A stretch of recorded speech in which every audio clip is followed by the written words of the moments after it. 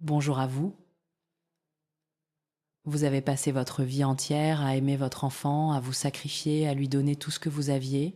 Et puis un jour, votre fils vous appelle et vous dit « Tu n'es plus ma mère ». Pouvez-vous seulement imaginer ce que l'on ressent? Mais attendez, cette histoire ne s'arrête pas là. En fait, ce qui se passe ensuite va vous surprendre, vous émouvoir et peut être même changer la façon dont vous voyez votre propre famille. Vous pensez savoir comment l'histoire se termine. Croyez-moi, vous vous trompez. Restez avec moi jusqu'à la toute fin, car les derniers instants vous laisseront sans voix, et vous ne regarderez plus jamais un simple sourire de la même manière. D'ailleurs, vous êtes-vous déjà demandé si un seul sourire pouvait changer la vie de quelqu'un? Non? Eh bien, vous êtes sur le point de le découvrir. Dites-moi dans les commentaires quel âge vous avez et depuis quelle région vous m'écoutez. Hélène avait toujours pensé qu'elle avait tout vu. Elle avait vécu les années 70, survécu à la fièvre du disco, et avait même réussi à garder sa santé mentale pendant la brève, mais passionnée histoire d'amour de son mari, avec les pantalons en tergale. Elle avait élevé 2 enfants, travaillé à la bibliothèque municipale pendant près de 30 ans, et pouvait faire une tarte aux cerises qui ferait pleurer le meilleur des pâtissiers. La vie dans son petit village de Normandie avait ses hauts et ses bas, mais Hélène était fière de sa résilience. Elle avait traversé des tempêtes au sens propre comme au figuré, et avait toujours trouvé un moyen d'aller de l'avant, généralement avec un sourire et une blague sur les goûts musicaux discutables de son mari. Mais rien, pas même les jours les plus fous de sa jeunesse ou les réunions de parents d'élèves les plus chaotiques ne l'avaient préparée à l'appel téléphonique qui allait tout changer. C'était un mardi. N'est-ce pas toujours un mardi? Hélène dirait plus tard, les mauvaises nouvelles n'arrivent jamais un vendredi. Les vendredis sont faits pour les soirées loto et les repas entre amis, pas pour les cœurs brisés. La journée avait commencé comme n'importe quelle autre. Elle s'était levée tôt, s'était préparée une tasse de café et avait regardé le soleil se lever sur les champs de blé depuis la fenêtre de sa cuisine. Elle avait nourri le chat arrosé ses géraniums et avait même réussi à finir les mots croisés du journal local avant midi. C'était le genre de journée paisible et ordinaire qu'Hélène avait appris à chérir depuis sa retraite. Elle s'installait juste pour regarder son jeu télévisé préféré de l'après-midi quand le téléphone a sonné. Elle a jeté un coup d'œil à l'écran et a vu le nom de Marc. Son fils, son aîné, le garçon qui courait autrefois dans la maison, avec des capes de super-héros et des baskets pleines de boue, qui avait un jour déclaré qu'il serait à la fois astronaute, chevalier et magicien. Hélène a souri en décrochant le téléphone, imaginant déjà quelle nouvelle aventure ou quelle petite crise pouvait motiver son appel. Être avait-il de nouveau besoin de sa fameuse recette de bœuf bourguignon? Ou être voulait-il juste se plaindre du travail? Elle était prête à tout, du moins c'est ce qu'elle pensait. Allô Marc, a-t-elle répondu la voix vive et joyeuse. Comment va mon fils préféré aujourd'hui? Il y a eu une pause à l'autre bout du fil. Pas le salut maman habituel, ni même un soupir fatigué. Juste le silence. Le sourire d'Hélène s'est un peu effacé, mais elle a essayé de garder un ton léger. Marc, tu es là, mon chéri. Quand il a finalement parlé, sa voix était froide, distante. Pas la voix chaude et familière qu'elle connaissait depuis plus de 30 ans. Maman, je n'en peux plus. Le cœur d'Hélène a raté un battement. Ne plus pouvoir quoi, mon cœur? Est-ce que tout va bien? Une autre pause. Puis les mots qui allaient résonner dans son esprit pendant des semaines. Tu n'es plus ma mère. Pendant un instant, Hélène a cru qu'elle avait mal entendu. Être que la ligne était mauvaise, être qu'il plaisantait. Marc avait toujours eu un sens de l'humour étrange après tout. Mais il n'y avait aucun rire dans sa voix, aucune trace de sourire.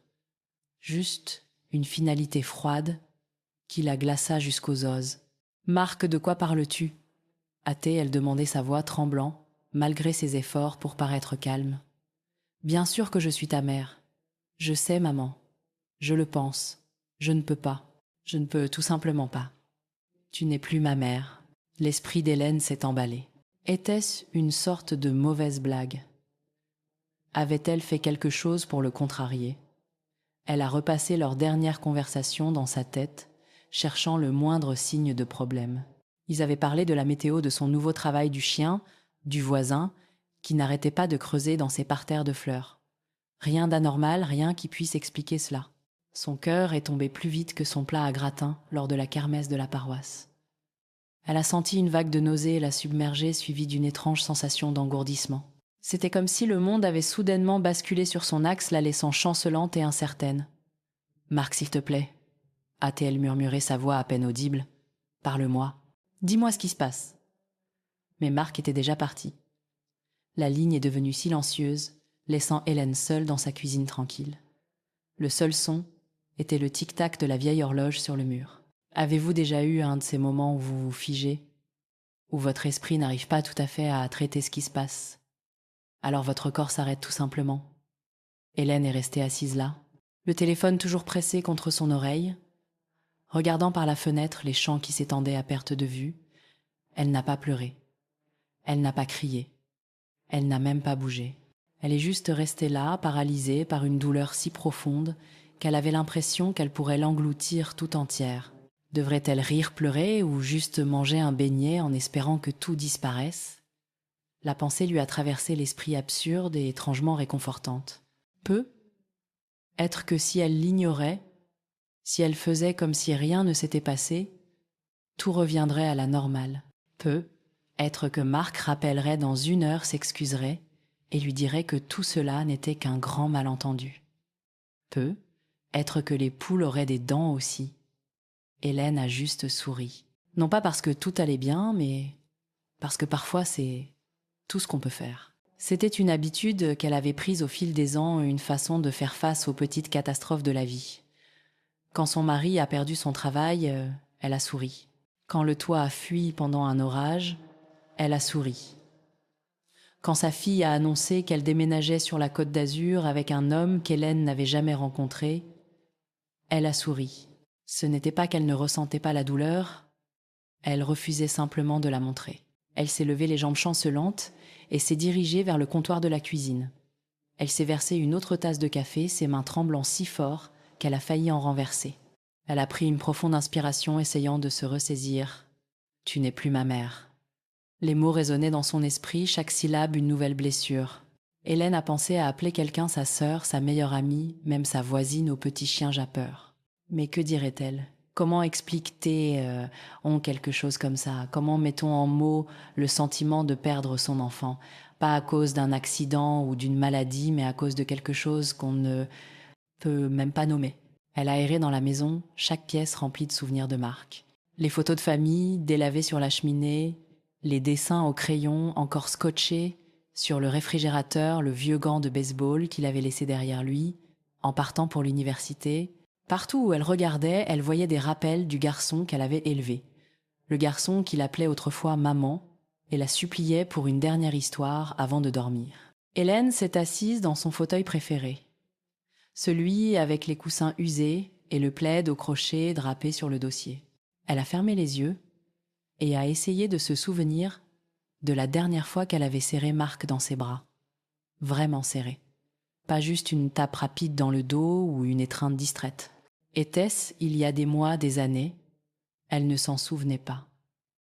La peur s'est insinuée lentement comme un courant d'air froid sous la porte. Et si c'était la fin?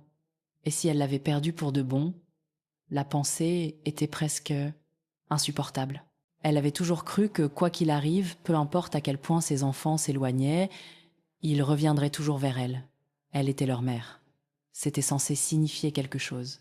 Mais maintenant, assise seule dans sa maison silencieuse, Hélène n'en était plus si sûre. Être qu'elle avait fait des erreurs. Être avait-elle été trop stricte ou pas assez. Être avait-elle dit la mauvaise chose ou n'avait pas réussi à dire la bonne. Les doutes s'accumulaient les uns sur les autres jusqu'à ce qu'elle ait l'impression de se noyer dedans. Et pourtant, même au milieu de sa douleur, Hélène s'est surprise à sourire. C'était un petit sourire triste, mais il était réel. Parce qu'au fond d'elle, elle savait que la vie avait une façon de vous surprendre. Juste au moment où vous pensez avoir tout perdu quelque chose, où quelqu'un peut arriver et vous rappeler que l'espoir n'a pas disparu. Pas encore. Elle a pris une autre gorgée de café, savourant la chaleur. Elle a regardé par la fenêtre le soleil couchant le ciel, peint dans des tons de rose et d'or. Demain était un autre jour. Être que Marc appellerait, être pas. Mais Hélène serait là attendant, souriant et s'accrochant à l'espoir que l'amour véritable désordonné compliqué, pouvait survivre même aux jours les plus sombres. Et alors que les premières étoiles apparaissaient dans le ciel du soir, Hélène a murmuré une prière silencieuse pour Marc, pour elle-même, pour toutes les mères et tous les pères qui s'étaient un jour sentis perdus et seuls. Elle n'avait pas toutes les réponses. Elle ne savait pas ce que l'avenir lui réservait, mais elle savait une chose avec certitude. Elle continuerait à sourire quoi qu'il arrive parce que parfois c'est tout ce qu'on peut faire. Hélène s'était toujours targuée d'être une femme forte. Elle avait traversé des tempêtes au sens propre comme au figuré toute sa vie. Mais après l'appel de Marc, elle s'est retrouvée face à un nouveau genre de tempête. Une tempête qui couvait silencieusement dans les coins de son esprit et la tenait éveillée longtemps après que la maison se soit tue. C'était la peur que tous les parents connaissent, mais dont ils parlent rarement à voix haute. La peur de laisser partir, d'être laissé derrière, de devenir une note de bas de page dans l'histoire même que vous avez contribué à écrire. Elle avait toujours su, d'une manière abstraite, que ses enfants grandiraient et construiraient leur propre vie. C'était le but, n'est-ce pas? Les élever, leur apprendre le bien du mal, puis les regarder s'envoler. Mais personne ne vous dit jamais à quel point il est difficile de les voir partir, ni à quel point ça fait mal quand ils ne se retournent pas. Hélène se surprenait à ressasser les mots de Marc encore et encore, comme si elle cherchait un sens caché, un indice qu'elle aurait manqué. « Tu n'es plus ma mère ». La phrase résonnait dans son esprit sèche et froide, refusant de s'adoucir avec le temps. La nuit, quand le monde était silencieux, et que le seul son était le doux bourdonnement du réfrigérateur, Hélène restait allongée dans son lit et laissait ses pensées vagabonder. Elle pensait à tous les petits moments qui constituent une vie, les fêtes d'anniversaire, et les genoux écorchés, les spectacles de l'école, et les conversations tardives. Elle se demandait où elle s'était trompée. Était-ce la fois où elle avait oublié l'anniversaire de Marc, en 1904-27, quand elle jonglait avec 2 emplois et avait à peine la tête hors de l'eau? Ou peu être que c'était le Noël où elle l'avait forcé à porter ce pull rouge qui gratte celui qu'il détestait mais qu'elle trouvait adorable. Peu être que c'était quelque chose de plus grand, quelque chose dont elle ne se souvenait même pas. Les doutes s'insinuaient les uns après les autres jusqu'à former un cœur de regret. Hélène essayait de se raisonner. Elle se rappelait que tous les parents font des erreurs, que personne n'est parfait. Mais la peur persistait tenace et inflexible. Et si Marc le pensait vraiment? Et s'il ne rappelait jamais? Et si elle l'avait perdu pour de bon? Les questions tournaient en boucle dans son esprit, refusant de se taire. Pendant la journée, Hélène faisait de son mieux pour s'occuper. Elle a nettoyé la maison de fond en comble, a organisé le garde-manger et s'est même attaquée au redoutable tiroir à bric-à-brac. Elle a préparé assez de biscuits pour nourrir une petite armée et les a livrés à ses voisins qui les ont acceptés avec des sourires reconnaissants et des questions douces sur son état. « Oh, vous me connaissez, disait-elle en riant, je reste occupée. » Mais à l'intérieur, elle avait l'impression de retenir son souffle, attendant que quelque chose, n'importe quoi, change. Hélène n'était pas seule dans sa peur, même si elle en avait parfois l'impression. Lors de la soirée loto, elle écoutait ses amis partager leurs propres histoires. D'enfants adultes qui appelaient rarement de petits-enfants, qu'elle ne voyait que sur Facebook, de réunions de famille, qui ressemblaient plus à des obligations qu'à des célébrations. Sa voisine, Madame Dubois, celle avec le petit chien jappeur nommé Muffin, a avoué que sa fille n'était pas venue lui rendre visite depuis plus d'1 an. « Elle est occupée », a dit Madame Dubois en forçant un sourire. Ils le sont tous. Même la coiffeuse d'Hélène, une femme au cœur d'or et douée pour les ragots, a admis que son fils n'appelait que lorsqu'il avait besoin d'argent. « C'est comme ça maintenant », a-t-elle dit en coupant les cheveux d'Hélène. « Les enfants grandissent et passent à autre chose. » Hélène hochait la tête réconfortée et attristée par la prise de conscience qu'elle n'était pas seule. Il y avait une étrange sorte de solidarité dans leur peur partagée, une compréhension silencieuse qui n'avait pas besoin d'être exprimée à voix haute. Elles essayaient toutes, à leur manière, de s'accrocher aux personnes qu'elles aimaient le plus. Pourtant, Hélène ne pouvait se défaire du sentiment qu'elle avait échoué d'une manière ou d'une autre. Elle pensait au sacrifice qu'elle avait fait aux nuits blanches et à l'inquiétude sans fin, à la façon dont elle avait mis ses propres rêves en attente pour s'assurer que ses enfants aient tout ce dont ils avaient besoin. N'était-ce pas suffisant? N'avait-elle pas fait de son mieux? Elle se souvenait de la façon dont Marc la regardait, quand il était petit, ses yeux grands ouverts, de confiance et d'amour. Ce regard lui manquait plus qu'elle ne voulait l'admettre. Un après-midi, alors qu'elle pliait le linge en essayant de ne pas penser à Marc, sa fille, Émilie, a appelé. Émilie vivait sur la Côte d'Azur maintenant, à un monde de distance des rues tranquilles de leur village normand. Elle était toujours occupée, le travail, les enfants, la vie, mais elle s'efforçait de prendre des nouvelles de sa mère au moins une fois par semaine. Hélène a répondu au téléphone avec sa gaieté habituelle, mais Émilie a tout de suite senti que quelque chose n'allait pas. « Maman, ça va ?» a-t-elle demandé sa voix douce. Hélène a hésité, ne voulant pas accabler sa fille de ses soucis. Mais les mots sont sortis avant qu'elle ne puisse les arrêter. Elle a parlé à Émilie de l'appel de Marc, des choses qu'il avait dites, de la peur qui avait pris racine dans son cœur. « Oh, maman !» a dit Émilie, la voix chargée d'émotion. « Je suis tellement désolée. J'aimerais pouvoir être là avec toi. » Hélène a souri, même si Émilie ne pouvait pas le voir. « C'est bon, ma chérie. J'avais juste besoin de parler à quelqu'un. » Elles ont parlé longtemps de tout et de rien. Émilie a raconté des histoires sur ses enfants, sur son travail, sur les petites choses qui composaient ses journées. Hélène a écouté reconnaissante pour la distraction, pour le rappel qu'elle n'était pas complètement seule. Quand elles ont raccroché, elle s'est sentie un peu plus légère, comme si une partie du poids avait été soulevée de ses épaules. Cette nuit-là, allongée dans son lit, Hélène a pensé à toutes les façons dont elle avait essayé de retenir ses enfants au fil des ans. Elle avait gardé chaque dessin, chaque bulletin de notes, chaque petit mot qu'il lui avait écrit. Elle avait laissé leur chambre exactement comme il les avait laissés, comme s'ils pouvaient franchir la porte à tout moment. Elle a réalisé avec un pincement au cœur qu'elle avait été si concentrée sur le fait de retenir qu'elle avait oublié comment laisser partir. Laisser partir ne signifiait pas abandonner. Cela ne signifiait pas les aimer moins. Cela signifiait faire confiance au fait qu'elle avait fait son travail, qu'elle leur avait donné les outils nécessaires pour construire leur propre vie. Cela signifiait accepter qu'ils puissent faire des erreurs, qu'ils puissent la blesser, qu'ils puissent avoir besoin d'espace pour comprendre les choses. Cela signifiait croire que quoi qu'il arrive, le lien qu'ils partageaient ne pouvait pas être brisé par un simple appel téléphonique. Hélène a pensé à sa propre mère, une femme dure comme fer et 2 fois plus têtue. Elle s'est souvenue des disputes qu'elles avaient eues, des années qu'elles avaient passées, sans se parler de la façon dont elles avaient finalement retrouvé le chemin l'une vers l'autre. Elle a réalisé que l'amour n'était pas toujours facile ou simple. Parfois, il était désordonné, douloureux et compliqué, mais il valait toujours la peine de se battre pour lui.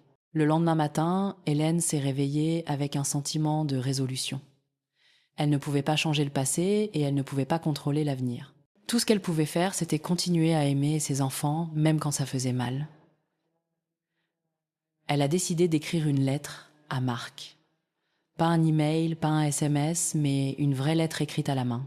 Elle a déversé son cœur sur la page, lui disant à quel point elle l'aimait, à quel point elle était fière de l'homme qu'il était devenu, à quel point elle était désolée pour toute la peine qu'elle avait pu lui causer. Elle n'a pas demandé pardon ni essayé de s'expliquer. Elle voulait juste qu'il sache que, quoi qu'il arrive, elle serait toujours sa mère. Hélène a posté la lettre le lendemain, ses mains tremblant, en la glissant dans la boîte aux lettres. Elle ne savait pas si Marc la lirait ou s'il répondrait un jour, mais elle a ressenti un sentiment de paix, sachant qu'elle avait fait ce qu'elle pouvait. Dans les jours qui ont suivi, Hélène s'est surprise à sourire plus souvent. Elle a passé du temps avec des amis, a fait du bénévolat à la bibliothèque et a même lancé un nouveau club de lecture. Elle a réalisé que sa vie n'était pas terminée simplement parce que ses enfants avaient grandi. Il y avait encore des aventures à vivre, des amitiés à entretenir, des souvenirs à créer. La peur de laisser partir n'a jamais complètement disparu, mais elle est devenue plus facile à gérer. Hélène a appris à faire confiance à l'amour qu'elle avait donné à ses enfants, à croire qu'il les porterait même dans les moments les plus sombres. Elle a trouvé du réconfort en sachant qu'elle n'était pas seule, que tous les parents étaient confrontés aux mêmes peurs et aux mêmes doutes. Et à travers tout cela, Hélène a continué à sourire. Non pas parce que tout était parfait, mais parce qu'elle savait quelque chose que Marc ne savait pas. Que l'amour, le véritable amour, pouvait survivre à tout, même à la peur de laisser partir. Hélène s'était installée dans un nouveau rythme, un rythme plus calme et plus solitaire qu'auparavant, mais non sans ses petites joies. Elle avait appris à remplir ses journées de petits rituels, arroser ses géraniums, discuter avec Madame Dubois par-dessus la clôture et faire du bénévolat à la bibliothèque les jeudis après-midi. Elle avait même lancé un club de lecture qui, pour être honnête, tournait plus autour des potins et des biscuits que de la littérature. Pourtant, le vide laissé par l'absence de Marc persistait une douleur sourde qui ne disparaissait jamais complètement. Il lui manquait de 1000 petites manières. Le son de son rire, la façon dont il la taquinait sur ses chaussures de vieille dame, la façon dont il l'appelait toujours pour des conseils sur des choses qu'il aurait pu facilement chercher sur Google. Mais elle avait fait la paix, ou du moins une trêve fragile avec le silence. Elle avait envoyé sa lettre, avait vidé son cœur, et avait abandonné l'espoir qu'il réponde. La vie, avait-elle décidé, devait continuer. Puis un mardi matin, car comme Hélène l'avait appris, les mardis étaient toujours pleins de surprises. Elle a trouvé quelque chose d'inhabituel dans sa boîte aux lettres. Ce n'était pas une facture ni un prospectus pour la nouvelle pizzeria. Ce n'était même pas une carte d'anniversaire de sa sœur qui les envoyait toujours avec 2 semaines de retard. Non, c'était différent. C'était une lettre, une vraie lettre en bonne et due forme, adressée à elle avec l'écriture reconnaissable de Marc. Hélène l'a fixé un long moment, son cœur battant dans sa poitrine. Elle a passé ses doigts sur l'enveloppe, craignant presque qu'elle ne disparaisse si elle clignait des yeux. Quand avait-elle reçu une lettre de Marc pour la dernière fois? En avait-elle déjà reçu une? Elle ne s'en souvenait pas. Elle a porté la lettre à l'intérieur, comme si elle était en verre, la posant doucement sur la table de la cuisine. Elle s'est préparé une tasse de thé, ses mains tremblant si fort qu'elle en a renversé un peu sur le comptoir. Elle s'est assise, a pris une profonde inspiration et a ouvert l'enveloppe.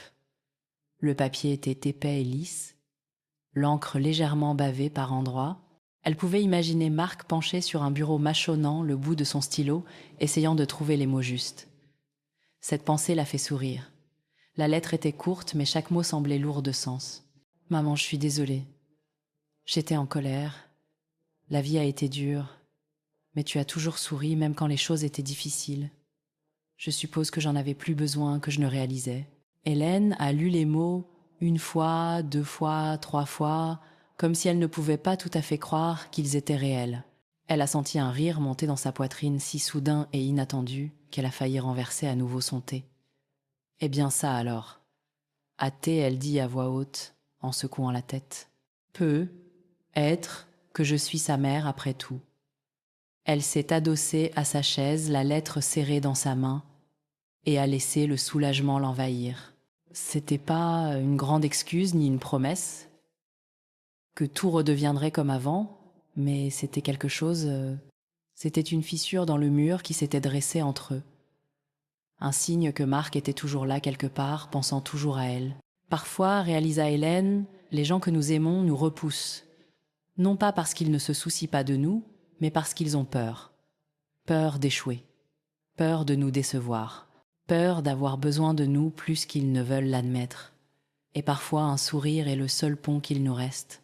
Hélène a repensé à toutes les fois où elle avait souri à travers la douleur, toutes les fois où elle avait fait bonne figure pour ses enfants. Elle s'est souvenue de la nuit où Marc s'était cassé le bras en tombant du vieux chêne dans le jardin. Il avait été terrifié, convaincu qu'il ne jouerait plus jamais au football. Hélène avait souri, lui avait tenu la main et lui avait dit que tout irait bien, même si elle était tout aussi effrayée que lui. Elle s'est souvenue du jour où il était parti pour ses études, comment elle avait souri et l'avait salué de la main jusqu'à ce qu'il soit hors de vue, puis était rentrée et avait pleuré pendant 1 heure. Elle s'est souvenue du Noël où l'argent était rare et où les seuls cadeaux sous le sapin étaient faits maison, comment elle avait souri et en avait fait la meilleure fête possible. Peu être pensatée, elle, que c'était ce dont Marc avait besoin maintenant. Pas de réponse, pas de conseil, juste l'assurance tranquille qu'elle était toujours là, toujours souriante, l'aimant, toujours quoi qu'il arrive. Le lendemain, Hélène a répondu. Elle a fait simple. Pas de leçon, pas de culpabilisation. Juste quelques lignes pour faire savoir à Marc qu'elle avait reçu sa lettre et qu'elle l'aimait. Elle lui a parlé du club de lecture du Nouveau Chiot de Madame Dubois, qui était encore plus jappeur que Muffin de la fois où elle avait essayé de faire du pain et s'était retrouvée avec quelque chose qui aurait pu servir de... À quelle porte? Elle a glissé une blague sur ses chaussures de vieille dame, juste pour le faire sourire. Elle a terminé la lettre, comme elle l'avait toujours fait, par un simple « bisou maman ». Elle a posté la lettre et a essayé de ne pas penser à s'il répondrait. Elle a continué ses journées trouvant du réconfort dans les routines familières. Elle a préparé des biscuits pour le club de lecture, a aidé à organiser une collecte de fonds à la bibliothèque et a même laissé Madame Dubois la convaincre de s'inscrire à un cours de yoga qui s'est avéré être plus un exercice pour leur patience que pour leurs muscles. Elle s'est surprise à sourire plus souvent, à rire des petites choses, se sentant plus légère qu'elle ne l'avait été depuis des mois. Une semaine plus tard, une autre lettre est arrivée.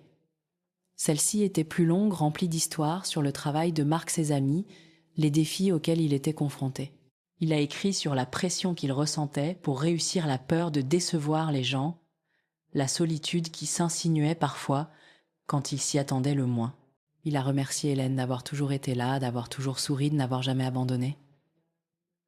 « Je ne le dis pas assez », a-t-il écrit, « mais je t'aime, maman. » Hélène a lu la lettre 3 fois, les larmes coulant sur son visage. Elle a réalisé que la colère de Marc n'avait pas vraiment été dirigée contre elle. Elle concernait ses propres luttes, ses propres peurs. Il l'avait repoussée parce qu'il ne savait pas comment demander de l'aide. Ne savait pas comment admettre qu'il avait encore besoin de sa mère, même en tant qu'adulte. Hélène a ressenti une vague de compassion, non seulement pour Marc, mais aussi pour elle-même. Elle avait passé si longtemps à se blâmer, à se demander ce qu'elle avait fait de mal, alors que la vérité était tellement plus simple. Parfois, les gens ont juste besoin d'espace pour comprendre les choses. Parfois, ils ont besoin de savoir qu'ils peuvent revenir, que la porte est toujours ouverte. Hélène a de nouveau répondu, partageant cette fois certaines de ses propres peurs et de ses propres doutes. Elle a raconté à Marc les nuits où elle était restée éveillée, s'inquiétant pour lui, se demandant si elle l'avait perdu pour toujours. Elle lui a dit à quel point elle était fière de l'homme qu'il était devenu, combien elle admirait sa force et sa résilience. Elle lui a rappelé qu'il était normal d'avoir peur de faire des erreurs, de demander de l'aide. « On fait tous de notre mieux », a-t-elle écrit, et c'est suffisant. Les lettres sont devenues une bouée de sauvetage, un moyen pour Hélène et Marc de reconstruire leur relation un mot à la fois. Ils ont partagé des histoires, des blagues, des souvenirs. Ils ont parlé du passé, du présent et de l'avenir. Ils ont ri de la fois où Marc avait essayé de préparer le dîner de Noël et avait failli mettre le feu à la cuisine.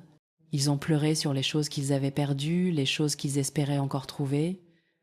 À travers tout cela, Hélène a continué de sourire son cœur, s'allégeant à chaque lettre. Un après-midi, alors qu'elle triait le courrier, Hélène a trouvé une carte postale de Marc. C'était la photo d'une plage, le genre d'endroit qu'il avait toujours rêvé de visiter. Au dos, il avait écrit « J'aimerais que tu sois là. Peut être l'année prochaine. » Hélène a ri s'imaginant avec un chapeau de soleil et des sandales sirotant une boisson sophistiquée avec un petit parasol. « Eh bien, pourquoi pas ?» a-t-elle dit souriant au chat. On a vu plus étrange. Hélène a réalisé que la vie était pleine de rebondissements inattendus, certains douloureux, d'autres joyeux, tous faisant partie du voyage. Elle avait appris que laisser partir ne signifiait pas abandonner, que l'amour pouvait survivre, même aux moments les plus difficiles, qu'un simple sourire pouvait être le pont qui rassemble les gens. Elle avait appris qu'il était normal d'avoir peur, de se sentir perdue, d'espérer une fin heureuse. Assise dans sa cuisine, entourée de lettres et de souvenirs, Hélène a ressenti une paix qu'elle n'avait pas connue depuis longtemps. Elle savait qu'il y aurait encore des jours difficiles, encore des moments de doute et de peur, mais elle savait aussi qu'elle et Marc retrouvaient leur chemin, l'un vers l'autre. Une lettre, un sourire, un jour à la fois. Et parfois pensait, Hélène, c'est tout ce dont on a besoin. Hélène avait toujours cru que les moments les plus importants de la vie arrivaient rarement en grande pompe. Il n'y avait pas d'orchestre en fond sonore, pas de projecteur braqué sur vous, pas de confettis tombant du plafond. Au contraire, les moments qui comptaient vraiment avaient tendance à se glisser discrètement déguisés en jours ordinaires. C'est exactement comme ça que ça s'est passé le matin où elle et Marc se sont finalement retrouvés pour un café. L'air était vif, le ciel d'un bleu doux, et le petit café de la rue principale s'éveillait à peine l'odeur des viennoiseries fraîches flottant sur le trottoir. Hélène est arrivée en avance comme toujours et a choisi une table près de la fenêtre. Elle a regardé le monde passer, des voisins promenant leurs chiens, des enfants à vélo, le facteur faisant sa tournée. Elle a siroté son café et a essayé de calmer les papillons dans son estomac. Cela faisait des mois, depuis cette première lettre, des mois de pas hésitants et de mots prudents, de reconstruction de la confiance, une phrase à la fois. Et maintenant, ils étaient sur le point de se voir en personne. Hélène se sentait à la fois nerveuse et pleine d'espoir, comme une adolescente à son premier rendez-vous. Quand Marc est entré, Hélène l'a à peine reconnu. Il avait l'air plus âgé et un peu plus fatigué autour des yeux, mais il y avait aussi quelque chose de plus doux dans son expression. Il l'a repéré et a souri un vrai sourire sincère qui a atteint ses yeux. Hélène a senti son propre visage s'illuminer d'un grand sourire, et pendant un instant, toute la gêne et l'inquiétude se sont dissipées. Ils se sont étreints un peu maladroitement au début, puis avec la chaleur facile, qui ne vient qu'avec des années d'histoire partagée, ils se sont assis, et pendant quelques secondes, aucun d'eux n'a parlé. Hélène tripotait sa serviette. Marc remuait son café, et le silence s'étirait entre eux, non pas inconfortable, mais plein de choses non dites. Finalement, Marc a brisé le silence. « Tu as toujours souri même quand je ne le méritais pas. Comment tu fais ça ?» Sa voix était douce, presque timide, comme s'il avait peur de la réponse. Hélène a regardé son fils, l'a vraiment regardé, et a vu non seulement l'homme qu'il était devenu, mais aussi le garçon qu'il avait été. Le garçon qui courait dans la maison avec des baskets boueuses qui avaient besoin d'elle, pour chasser les monstres sous le lit qui croyaient autrefois qu'elle pouvait tout réparer avec un câlin et un biscuit. Elle lui a fait un clin d'œil, ses yeux pétillants de malice. « Eh bien, je me dis que si j'ai pu survivre à ton adolescence, je peux survivre à n'importe quoi. » Marc a ri un rire profond et sincère qui a fait gonfler le cœur d'Hélène. C'était le genre de rire qu'elle n'avait pas entendu depuis des années. Le genre qui lui faisait croire que tout irait vraiment bien. Ils ont ri tous les deux, et d'un coup la peur qui les avait hantés si longtemps a commencé à s'estomper, remplacée par quelque chose d'encore plus fort, l'espoir. Ils ont parlé pendant des heures, la conversation coulant facilement, comme si le temps ne s'était pas écoulé. Ils ont parlé de tout et de rien, du travail de Marc, du club de lecture d'Hélène, du nouveau chiot des voisins, qui avait un talent pour s'échapper du jardin. Ils se sont remémorés de vieilles vacances en famille, la fois où Marc s'était perdu à la fête foraine, et où Hélène avait couru partout paniquée pour finalement le retrouver en train de manger joyeusement une barbe à papa avec un groupe d'inconnus.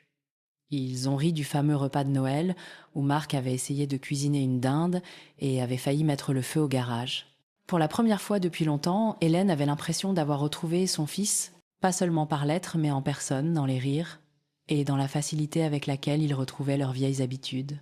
À un moment donné, Marc est devenu silencieux, ses doigts traçant des motifs sur sa tasse de café. « Je suis désolé, maman. » Hâté, il dit doucement. « Pour tout. Pour t'avoir repoussé, pour avoir dit ces choses. J'étais en colère, et je me suis défoulée sur toi. Je ne savais pas comment demander de l'aide. Je ne voulais pas que tu me voies en difficulté. » Hélène a tendu la main par-dessus la table et a pris la sienne. « Oh, mon chéri, » a-t-elle dit sa voix douce. « Tu n'as jamais à t'excuser d'être humain. On a tous des difficultés. On a tous de mauvais jours. J'en ai eu plein moi-même, mais tu es mon fils. Ça ne changera jamais. Je serai toujours là quoi qu'il arrive. » Marc a serré sa main, ses yeux brillants de larmes non versées. « Je sais. Je crois que j'avais juste besoin de t'entendre le dire. » Hélène a souri le cœur plein. « Eh bien, je le dirai autant de fois que tu en auras besoin. C'est à ça que servent les mamans. » Ils sont restés assis en silence confortable pendant un moment, regardant le monde passer par la fenêtre. Hélène a pensé à toutes les années qu'elle avait passées, à s'inquiéter à toutes les nuits où elle était restée éveillée, craignant d'avoir perdu son fils pour toujours. Elle réalisait maintenant que la peur n'était que de l'amour, qui cherchait un endroit où se poser.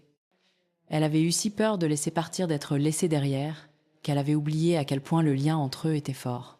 Il n'était pas parfait et c'était pas toujours facile, mais il était réel et parfois c'était suffisant.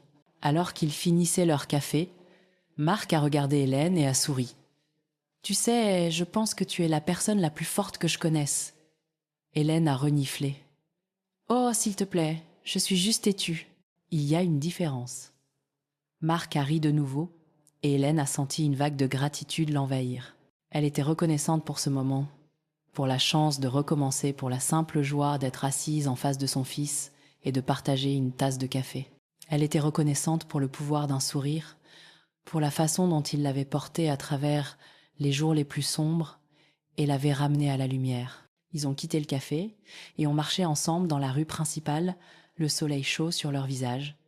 Ils se sont arrêtés pour admirer les vitrines, pour discuter avec des voisins, pour caresser un chien de temps en temps. Hélène se sentait plus légère qu'elle ne l'avait été depuis des années, comme si un poids qu'elle portait avait enfin été levé. Elle a réalisé que le bonheur, ce n'était pas d'avoir une vie parfaite ou une famille parfaite. C'était de trouver de la joie dans les petites choses, de choisir de sourire, même quand les choses étaient difficiles, de s'accrocher à l'espoir quand tout le reste semblait perdu.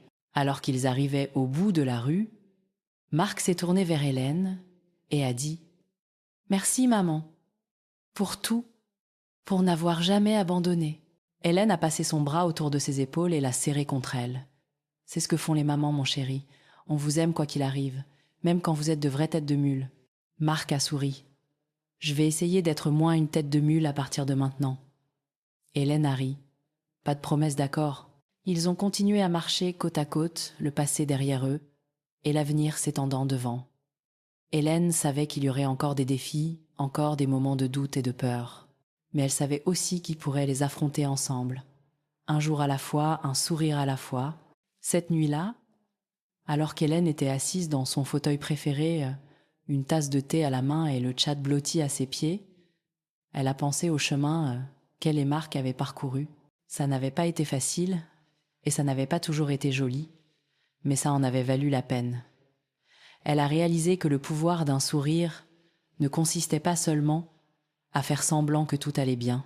Il s'agissait de choisir l'espoir, de croire en la possibilité de la guérison, d'ouvrir son cœur, même quand il a été brisé. Hélène a regardé la pile de lettres sur la table de sa cuisine, les photos sur la cheminée, les souvenirs qui remplissaient sa maison. Elle a ressenti une profonde paix, sachant qu'elle et Marc avaient retrouvé leur chemin l'un vers l'autre. Elle savait qu'il y aurait d'autres hauts et bas, d'autres rires et d'autres larmes, mais elle était prête pour tout ce qui allait suivre. Parce qu'au final, Hélène a compris que le pouvoir d'un sourire ne consistait pas seulement à survivre. Il s'agissait de s'épanouir. Il s'agissait d'aimer farouchement, de pardonner librement et de ne jamais abandonner les personnes qui comptaient le plus. Il s'agissait de trouver de la joie dans l'ordinaire, de s'accrocher à l'espoir de croire que même les jours les plus sombres pouvaient laisser place à la lumière. Et alors qu'elle s'endormait, Hélène a souri, sachant que quoi que demain apporte, elle était prête à y faire face, avec un cœur ouvert et un esprit plein d'espoir. Parce que parfois, un sourire est vraiment la chose la plus forte que l'on ait. Alors, et vous ? Avez-vous déjà dû sourire à travers un chagrin d'amour ? Ou peu ? Avez-vous été celui qui avait besoin d'une seconde chance ? Racontez votre histoire dans les commentaires. J'adorerais la lire.